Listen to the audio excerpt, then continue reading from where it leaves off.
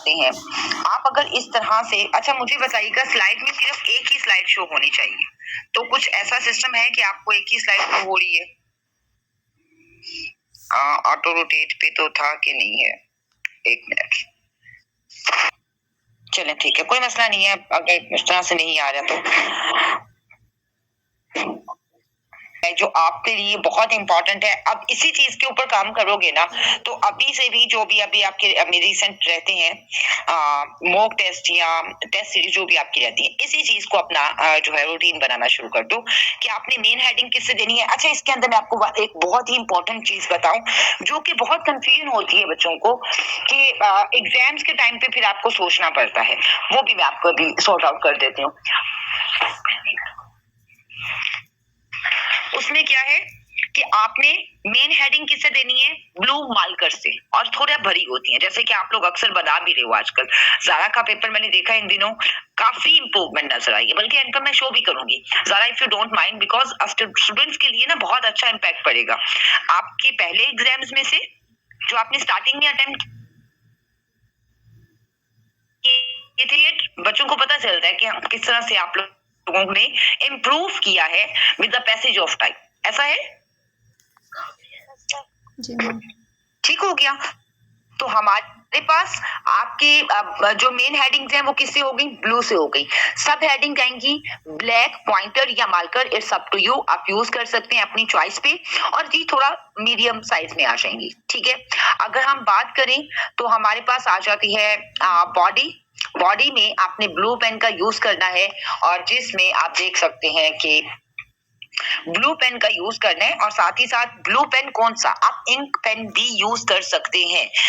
CSS के exams में कोई रिस्ट्रिक्शंस नहीं है कि आप इंक पेन यूज नहीं कर सकते, और मैं मोस्टली रिकमेंड भी करती हूँ कि अगर आप इंक पेन यूज कर रहे हो तो आपको रिमूवर की इजाजत होती है। जितनी भी आप लोग प्रैक्टिस कर लो,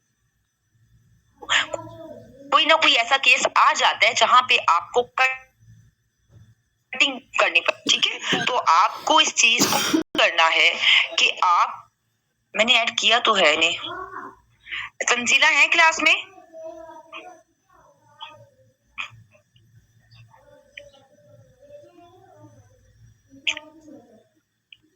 anyone can tell me about? Ma'am नहीं, तंजीला है क्लास में? नो मैम, नहीं है, ज्वाइन किया ही नहीं है उन्होंने, करते हैं तो मैं ऐड कर देती हूँ।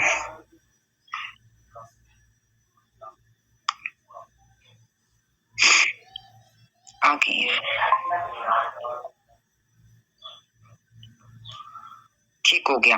अच्छा जी, वापस आते हैं तो हमारे पास है एक चीज मैं आपके यहाँ पे और मेंशन कर देती हूँ कि बेटा आप लोगों ने ना एक चीज का ख्याल करना है, वो क्या है कि आप लोग देख लो कि आपने मेन हेडिंग किससे बनानी है। 1 2 3 ये लिखना है मेन हेडिंग के अंदर। ये बहुत कंफ्यूज करता है, हम बार बार पेज पलट के देख रहे होते हैं कि अच्छा मैंने वहां पे हेडिंग में किस तरह से लिखा था। या आप ये भी बना सकते हो रोमन के अंदर 1 2 and 3।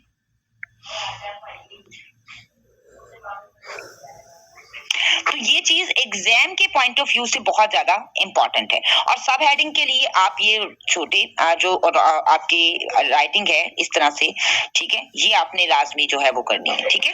So I hope so you get the idea. अभी से ये डिसाइड कर लो कि मेरी मेन हेडिंग इसमें होगी, या जो आपकी सब हेडिंग्स हैं उसमें आप क्या कर सकते हैं, आप एबीसी का भी यूज कर सकते हैं। ऐसा है, एबीसी का भी यूज कर सकते हैं, ठीक है। So you have to decide. अभी ये कॉन्टेक्स्ट तैयार कर लो। आपको पता होना चाहिए कि आपने 11 के 11 पेपर्स के अंदर ऐसे को निकाल के, बल्कि पैसे को भी 10 पेपर्स में आपके पास जो एक क्वेश्चन का स्ट्रक्चर है वो क्या होना चाहिए। आप इसको अभी से, इसको कहते हैं साइंटेक्स, ये तैयार करके रखो कि बस मैंने यही करना है, और फिर उसी पे काम करना शुरू कर दो। क्योंकि बच्चों को फिर बाद में ये बहुत प्रॉब्लम होती है कि मैंने अच्छा पीछे कौन सी हेडिंग दी थी सब हेडिंग में, या ये वाला लिखा था तो आगे भी उसी को कंटिन्यू करूं। और अगर आप इसको एक जैसे नहीं रखते हैं तो थोड़ा सा इसमें भी इशू आ जाता है, ठीक है।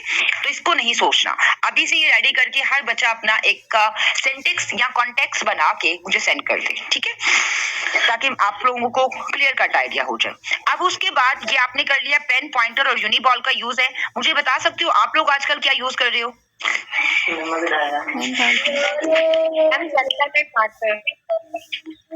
मार्कर और यूनिबॉल और pointer. Ball pen, uniball. Gel pen ठीक है, जेल पेन भी ठीक है, कोई इशू नहीं है। होता ये है कि अगर कोई लोकल बॉल पॉइंट यूज कर रहे होते हैं ना, जिस तरह से बच्चे, उसका बहुत नेगेटिव इम्पैक्ट पड़ता है, क्योंकि आपके पेपर्स की ना बहुत ही बुरी हालत होती है जो एग्जामिनर के हाथ में पहुंचती है। ठीक है, बहुत जगह से उसने गुजर कर आगे एग्जामिनर के पास जाना है, तो उनकी राइटिंग जो है वो फेड होना शुरू हो जाती है। इवन के समटाइम कुछ जो वर्ड्स है वो भी रेज हो जाती है। जी, बॉल पेन की, और बॉल पेन से राइटिंग भी आपको पता है इतनी अच्छी नहीं आती है, अगर आप लोगों ने देखा हो तो। Yes ma'am. कभी ऑब्जर्व करना, बॉल पेन से लेकर यूनिबॉल होता है, जेल पेन जिसको कहते हैं। ठीक है, जेल पेन यूज कर सकते हो, पॉइंटर से अपना पेपर अटेम्प्ट कर सकते हो, या इंक पेन भी यूज कर सकते हो। इंक पेन इसलिए मैं आप लोगों को प्रिविलेज देती हूँ, खास तौर पे वो बच्चे, अब हर बच्चे का ना एक कैलिबर डिफरेंट होता है, तो वो बच्चे जिनको पता है कि यार हमसे मिस्टेक होनी ही होनी है, ठीक है, उनके लिए इंक पेन बेस्ट है। और आजकल बहुत अच्छे इंक पेन आए हैं इंग्लिश राइटिंग के लिए, बारीक निब वाले, उसमें राइटिंग का कोई इशू नहीं आता। और जब आप उससे उसी से प्रैक्टिस करोगे तो डेफिनेटली आप उससे लिख सकोगे एग्जाम, उसमें राइटिंग का भी आपकी स्पीड बन जाती है। ठीक है, जो स्पीड का एलिमेंट है वो भी तो नॉर्मल साइज में होना चाहिए, बहुत बारीक लिखा नहीं होना चाहिए, बहुत स्मॉल राइटिंग नहीं होनी चाहिए कि एग्जामिनर से पढ़ाई ना जाए। Nargis, specially focus on your writing. ठीक हो गया मैम? जो पेन है मैम, पेन की तो फेड नहीं हो जाती है? नहीं, बिल्कुल भी फेंट नहीं होती है, पेन की हो जाती है, पेन की बहुत जल्दी हो जाती है। इंक भी अच्छी वाली यूज कर लो, या पॉइंटर बेस्ट है। पॉइंटर भी एक नेगेटिव पॉइंट है। पॉइंटर ये है कि इसकी राइटिंग बहुत खूबसूरत होगी, लेकिन समटाइम पॉइंटर से कम स्लो लिखा जाता है, ये इसका भी अगेन आ जाते हैं। और आप कर सकते हो कि आप कोशिश करें कि कटिंग वाली नौबत ना आई है। अच्छा जी, आगे हम देखें तो मैंने आप लोगों को लास्ट क्लास में बताया था, अभी स्पेशली है। फर्स्ट करो, ये हेडिंग लिखी, इसको नीचे डबल लाइनिंग करनी है, आपने डबल लाइनिंग कर दी और यहां से पैराग्राफ स्टार्ट करना है, लेकिन एक लाइन छोड़ के, जहां पे आपने डबल लाइन किया है उसकी एक लाइन छोड़ के। मैं आपको एंड पे पेपर दिखाऊंगी तो आपको आइडिया हो जाएगा कि how you have to attempt your paper. कुछ आपको सैंपल पेपर्स दिखा दूंगी, ठीक हो गया। अब आपकी क्वेश्चन की लेंथ की अगर बात की जाए तो 20 मार्क्स के लिए मिनिमम 8 पेज, मिनिमम आपके 6 पेजेस होने चाहिए और मैक्सिमम 8 पेज है। और आपको शॉर्ट नोट्स भी आते हैं ऑप्शनल्स में, ऐसा है, क्रिमिनोलॉजी में आते हैं, यूएस हिस्ट्री में आते हैं, जेंडर स्टडीज में आते हैं और पोल साइंस में भी आते हैं। ठीक, सब में आते हैं, तकरीबन आईआर में नहीं आते। आईआर में फुल फ्लेज 20 मार्क्स का ही क्वेश्चन होता है। ठीक है, तो आपके पास 6 to 8 लेंथ है फॉर द 20 मार्क्स क्वेश्चन। अब ये बहुत जरूरी है। मैम, जनरल एबिलिटी का जो है उसमें सारे हमारे शॉर्ट क्वेश्चन भी होते हैं, तो उसकी लेंथ क्या होगी? उसकी वन पेज भी काफी है, अब डिपेंड करता है क्वेश्चन के ऊपर, या मैक्सिमम भी आप करना चाह रहे तो 1.5 पेज, इससे ज्यादा नहीं। 5 मार्क्स के लिए 1 पेज भी इनफ है। सम टाइम आपका जो क्वेश्चन है, अगर फर्स्ट करो मैं आपको बता देती हूँ, आपका क्वेश्चन आ गया है शॉर्ट सा कोई टॉपिक आ गया है, जिसमें आ जाता है ग्लोबल वार्मिंग आ गया है, ठीक है, या कॉजेज आ गया है एसिड रेन के, तो एसिड रेन के 1 पेज पे आ जाते हैं। खूबसूरत से ग्राफ बनाओ, उसके नीचे थोड़ा इसको एक्सप्लेन करो, 1.5 पेज पे आराम से आ जाते हैं। तो 5 मार्क्स के लिए 1.5 पेज, ठीक है। और पेज का मतलब है तो एक side complete and next page की जो हाफ साइड है वो आपकी आनी चाहिए, तो 5 मार्क्स के लिए इनफ है। अगर हम 10 मार्क्स के शॉर्ट नोट्स की बात करें तो 3 to 4 पेज हैं both side of the paper, तो अगेन यहाँ पे साथ में मेंशन है, तो कोई भी इस चीज को जो है मिस अंडरस्टैंड ना करे। एक बहुत ही इंपॉर्टेंट चीज है, प्लीज इस चीज को आपने लिख लेना है, सॉरी, कि आपने हर क्वेश्चन की लेंथ सेम रखनी चाहिए। अभी तक बच्चों को इशू आ रहा है, ये जो आप लोग मॉक टेस्ट सीरीज सेंड कर रहे हो, आप खुद इस चीज से एग्री करोगे। पहला क्वेश्चन आपका 8 पेजेस पे है, दूसरा क्वेश्चन आपका कुछ बचे हैं जो इस चीज को कह लें कि इम्प्लीमेंट कर रहे हैं, लेकिन मैक्सिमम बच्चों के साथ ये इशू आ रहा है। दूसरा क्वेश्चन उनका 6 पेजेस पे होता है और तीसरे क्वेश्चन पे वो 5 पेजेस पे या 5.5 पेजेस पे चले जाते हैं। ऐसा है, ऐसा हो रहा है सबके साथ? जी जी मैम, जो बच्चे पेपर अटेम्प्ट करे ना, ठीक है, तो ये चीज आपने करनी बेटा। आप एग्जामिनर को खुद बता रहे हो कि पहला क्वेश्चन तो मुझे बहुत अच्छे से आता था, और से यहाँ पे एक चीज बता दूं, वो मैं एंड पे भी बताऊंगी, लेकिन वो एंड पे नहीं है, वो मैं शुरू में बता दूंगी। आपने करना ये है कि आपने सारे क्वेश्चंस को टिक करना है पहले। You have to select all the question. ये बहुत बड़ी मिस्टेक है कि हम एक क्वेश्चन स्टार्ट करते हैं, पहले 2-3 मिनट उसको सोचते हैं, फिर उसको हम स्टार्ट कर देते हैं, फिर दोबारा से हम जाते हैं और दोबारा से नया क्वेश्चन अटेम्प्ट करने के लिए उसको सिलेक्ट करना होता है। ये काम नहीं करना पेपर में। आपको पता है आपके 15 से 20 मिनट इस पूरे सोचने में लग जाते हैं कि आपने अगला क्वेश्चन कौन सा अटेम्प्ट करना है। फिर उसके लिए आप मटेरियल गैदर करते हैं, फिर से आप रिकॉल करते हैं माइंड के अंदर, पूरी स्कीमिंग करते हैं, माइंड मैपिंग करते हैं और फिर उसमें से मटेरियल निकाल के आप दूसरा क्वेश्चन, फिर तीसरे की दफा आप दोबारा क्वेश्चन पेपर पे जाते हैं। ऐसा ही होता है ना, आप इसी तरह करिएगा। जी जी मैम। ठीक है, लेकिन अब आपने ऐसा नहीं करना। पेपर आपके सामने आया, ये चीज मैं वैसे आगे आपको बताने वाली हूँ। आपने अभी क्वेश्चन की लेंथ के ऊपर ही मैं रहती हूँ कि आपने क्वेश्चन जो है वो इक्वल लेंथ में रखने हैं, क्योंकि अगर आप पहला क्वेश्चन बहुत अच्छा भी आपको आता है ना बेटा, अगर 10 से 12 पेजेस भी लिख दोगे, और बच्चे लिख रहे हैं, लिटरली लिख रहे हैं इतने पेजेस, ठीक है, 10 से 12 पेजेस भी आप एक पे लिख रहे हो, तो इट्स मीन्स दैट कि आप अगले 2 क्वेश्चन के साथ नाइंसाफी करने वाले हो। मार्क्स इसके भी 20 ही है और मार्क्स सारे क्वेश्चंस के 20 ही है। अगर इसमें से वो आपको 16 मार्क्स 16 भी दे देते हैं। जी बेटा। जी मैम सबको इक्वल इम्पोर्टेंस देनी होगी हमें, इक्वल इम्पोर्टेंस देनी है। अगर वो इसमें से आपको 16 भी दे देते हैं, लेकिन अगले 2 क्वेश्चंस में आप 8 और 6 पेजेस पे जा रहे हो और लास्ट क्वेश्चन आप 2 पेजेस पे कर रहे हो, तो आप एग्जामिनर को क्लियर कट बता रहे हो यू आर नॉट कि आप उससे मुझे मार्क्स भी ना इसी कैटेगरी में दीजिएगा। मतलब पहले में आप सिर्फ 16 दे देंगे, 8 पे जाएगा तो वो बेचारा वैसे ही 8 ही नंबर दे देगा, 6 पे जाएगा तो वो उससे भी कम आ जाएगा और 2 वाले को वो कह लेंगे इंक्लूड ही नहीं करेगा। ठीक है, तो इस तरह का बिल्कुल नहीं करना। हर क्वेश्चन की इक्वल लेंथ रखें ताकि आप लोगों के लिए आसानी हो और एग्जामिनर को मार्क्स भी वो उसी हिसाब से देगा। ठीक है, 6 भी हो ना, हर क्वेश्चन को 6 पेजेस पे भी कर लोगे ना तो सफिशिएंट है। एग्जामिनर को समझ आ जाता है कि बच्चे ने प्रॉपर काम किया है और ये बहुत ही कॉम्प्रिहेंसिव अप्रोच रहती है। अच्छा जी, आगे हम चलते हैं तो हमारे पास आते हैं time management. That is most important and आप कह लें कोर इशू है, सीएसएस में कोर इशू है। क्योंकि आपका लास्ट क्वेश्चन जो है ना वो हमेशा सैक्रिफाइस हो रहा होता है। ऐसा है? Yes ma'am. ठीक है, सो लास्ट क्वेश्चन सैक्रिफाइस क्यों हो रहा है? एक तो वो बच्चे हैं जिनका होता है जिन्होंने प्रैक्टिस नहीं किया, लेकिन जो बच्चे प्रैक्टिस कर रहे हैं उनका मसला ये है कि उनकी भी एग्जाम के प्रेशर को हैंडल करने में थोड़ा टाइम लग जाता है और उसके अलावा आप कह रहे हैं कि एग्जाम के अंदर बैठ के उन्होंने जो माइंड मैपिंग करनी है या क्वेश्चंस को सिलेक्ट करना है उसमें बहुत ज्यादा टाइम लगा देते हैं। ठीक है, तो वो सारी चीजें आज मैं आपको क्रिस्टल क्लियर कर दूंगी कि आपका एक मिनट आपने एग्जामिनेशन हॉल में बैठ के किस तरह एफिशिएंटली यूज करना है। ठीक हो गया, तो आपके पास कितने बेटा मिनट्स होते हैं? 180 मिनट्स होते हैं। 3 आवर्स का पेपर है, ऐसा ही है। एमसीक्यूज में आपने बिल्कुल भी ज्यादा टाइम स्पेंड नहीं करना। आपको पता है 30 मिनट्स होते हैं, लेकिन मैं तो आपको कहूंगी 15 मिनट्स में आप लोग कर लो। एमसीक्यूज जो है वो वहां पे ऐसे ही है, या तो आपको आते हैं और या नहीं आते, कोई दूसरा ऑप्शन नहीं है। ऐसा है मैम? जी मैम। और 30 सेकंड लगते हैं एक एमसीक्यूज को पढ़ने में और उसके एमसीक्यूज को मतलब उसके ऑप्शंस को पढ़ने में। ठीक है, तो यू गेट द आंसर। अगर तो आपको आंसर आता है तो ठीक है, आपको पता होता है क्या आता है, और अगर नहीं आता तो वहां पे कोई वही नाज़िल नहीं होने वाली। ठीक है, तो मूव ऑन, आप उस पर टाइम वेस्ट ना करें। सबसे ज्यादा बच्चे एमसीक्यूज पे टाइम वेस्ट करते हैं। वो कहते हैं कि 30 मिनट इसके है तो इसी पे पूरे लगाएं। ऐसा बिल्कुल नहीं करना। 15 मिनट के साथ ही होते हैं या मैम एमसीक्यूज पेपर के साथ ही होते हैं या पहले दे के ले लेते हैं?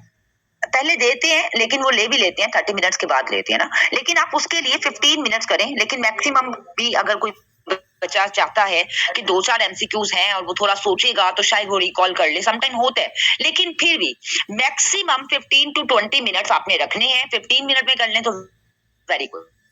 मैम अगर हम अगर आप 15 या 20 मिनट्स में भी कर लेते हैं ना तो इट मीन कि जी बेटा।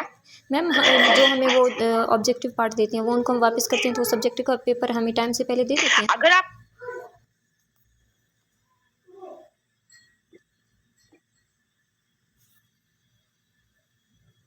जी भी मिल जाता है, साथ ही मिल जाता है। समटाइम अगर नहीं भी देते हैं ना तो जब आप उनको एमसीक्यूज वापस करेंगे ना शीट, तो उसी टाइम आपको वो सब्जेक्टिव दे देंगे। ठीक है, और लेट्स सपोज कि अगर वो आपको थोड़ा टाइम नहीं भी देते तो आपने वो पेपर की प्रेजेंटेशन भी तो करनी है। यस जी मैम। मैम, इतनी देर आपने अगर वो दे रहे हैं तो मार्जिन मार्जिन लगाने जी जी मैम। आपने मार्जिन लगाने हैं। 10 से 15 मिनट रिक्वायर्ड होते हैं कि आपने मार्जिन लगाने हैं, आपने उस पे अपना नाम लिखने हैं, आपने क्वेश्चन नंबर 1 की वो मतलब क्वेश्चन नंबर 1 तो नहीं है, जो भी आपने अटेम्प्ट करना है आप क्वेश्चन लिख के उसको प्यारा सा प्रेजेंटेशन तैयार करें, अंडरलाइन करें। तो ये पहले क्वेश्चन के लिए आप मेंटली तौर पे 10 मिनट में प्रिपेयर कर सकते जी हैं। मैम। ठीक हो गया। लेकिन मिल जाता है आपको, सब्जेक्टिव भी पहले मिल जाता है। ओके अब आपके पास बचते हैं, मैं आप लोगों को जो प्रैक्टिस करवा रही हूँ वो करवा रही हूँ 30 मिनट्स में आपका ईच क्वेश्चन। ऐसा है, मैंने आप लोगों से Yes, जितने ma'am. भी टेस्ट लिए जी मैम। 30 मिनट से मैंने आपको दिए हैं फॉर द ईच क्वेश्चन। जी क्यों? मैम। क्योंकि अगर आप 30 मिनट्स में तैयारी करोगे ना तो वहां पे आपके पास बचते हैं ईच 160 मिनट्स, और अगर आप इसको 4 पे डिवाइड करो तो 40 ही आता है। तो 40 मिनट्स आपके पास बचते हैं बेटा ईच क्वेश्चन के लिए। That is sufficient time. आप अगर 5 मिनट में भी एक पेज लिखते हो ना, और आज लिख के देखना, अगर 5 मिनट में भी एक पेज लिखते हो तो इसका मतलब है 8 साइड्स आप लिख सकते हो 40 मिनट्स के अंदर। ठीक है, तो ये बहुत ही कॉम्प्रिहेंसिव आप लोगों के लिए पूरी एक एनालिसिस करके आप लोगों को बताया जा रहा है कि आपने एक एक मिनट को कैसे यूटिलाइज करना है। क्वेश्चन 1 पे आपने स्टार्ट किया तो आपने अपने मतलब आप देखें कि आपका टाइम है मेरे ख्याल से अगर आपने 9 बजे का पेपर है ना तो 9:20 पे आपने स्टार्ट कर दिया है। 9:20 पे आपने स्टार्ट कर दिया है तो अकॉर्डिंग कि 10 बजे तक आपका वो क्वेश्चन सॉल्व हो जाना चाहिए। Yes ma'am. 10 बजे तक आपका वो क्वेश्चन सॉल्व हो जाना चाहिए। 10 बजे से लेकर 10:40 तक आपका दूसरा क्वेश्चन हो जाएगा। 10:40 से लेकर आप अगर आगे हिसाब लगाएं तो ये चीजें आप लिख के रख लें, पूरा एक टाइम बना लें। पहला क्वेश्चन कितने बजे तक आपका होना चाहिए? 10 बजे तक, फिर 10:40 तक, और उसके बाद 11 आपके पास क्या आ जाते हैं? 11:20 तक।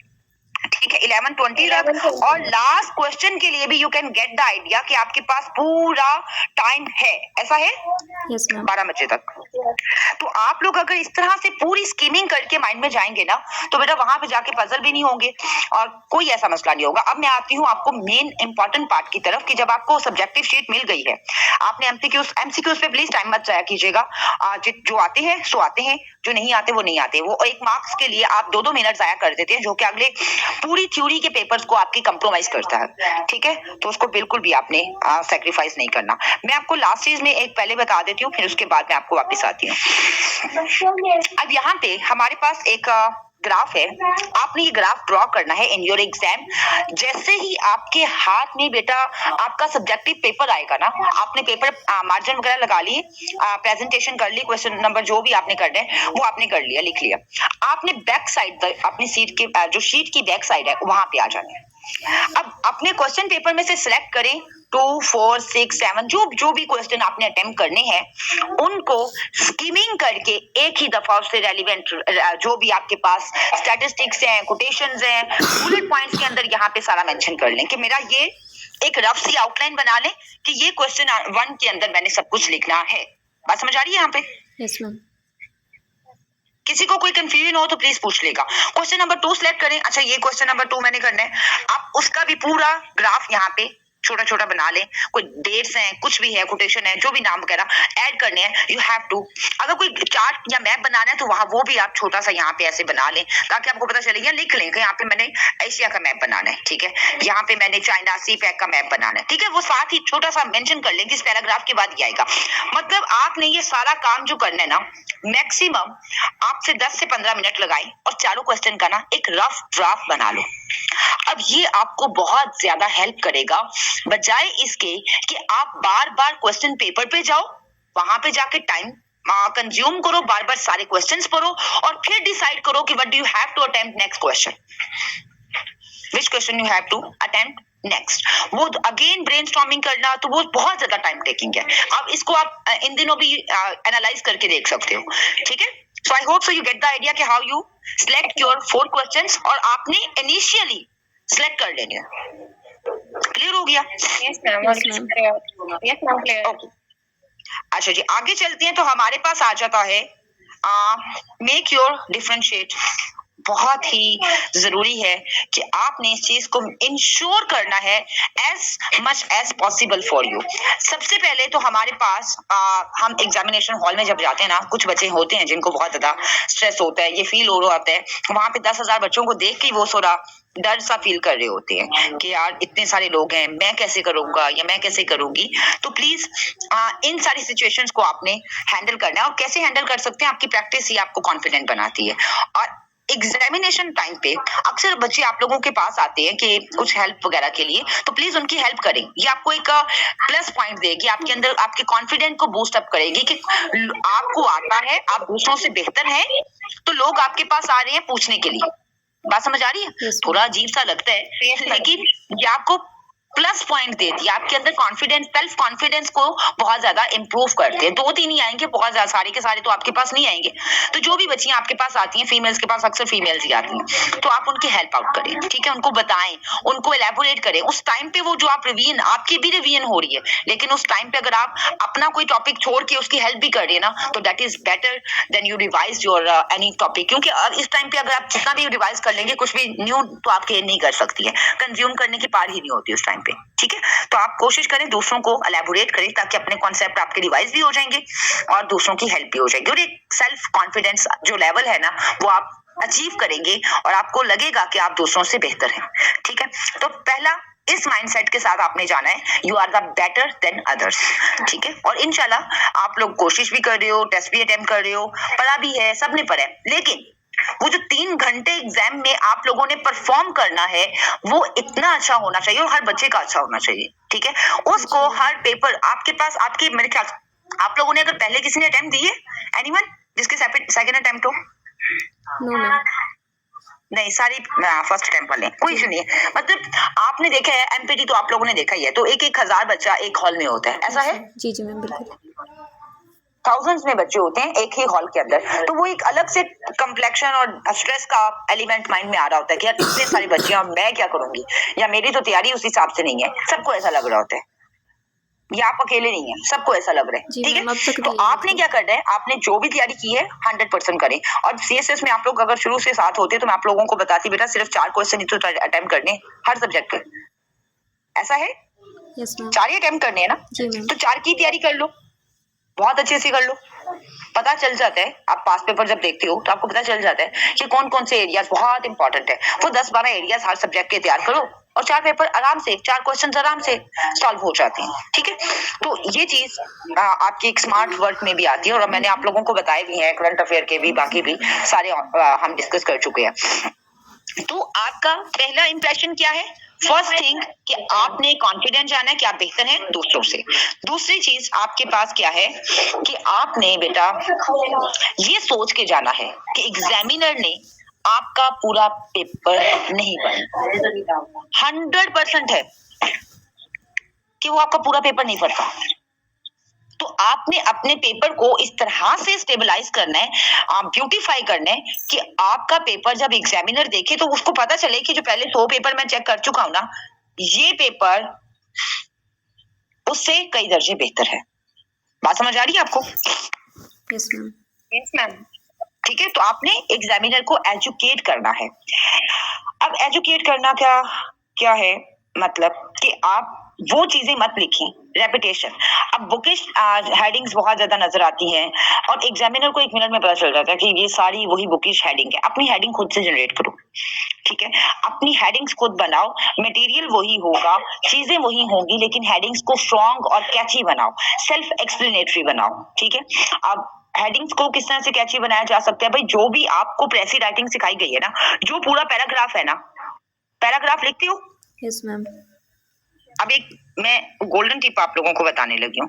एक पैराग्राफ आपने लिखा, इसकी आप पूरे पैराग्राफ की प्रेसी बना लो एक लाइन के अंदर, और वो लाइन आपकी स्टार्टिंग लाइन होनी चाहिए। और जो टाइटल देते हो प्रेसी का, वही आपकी प्रेसी का टाइटल क्या होता है कि आपने वो जो पैराग्राफ के ऊपर हेडिंग देनी है, वो आपका टाइटल होना चाहिए।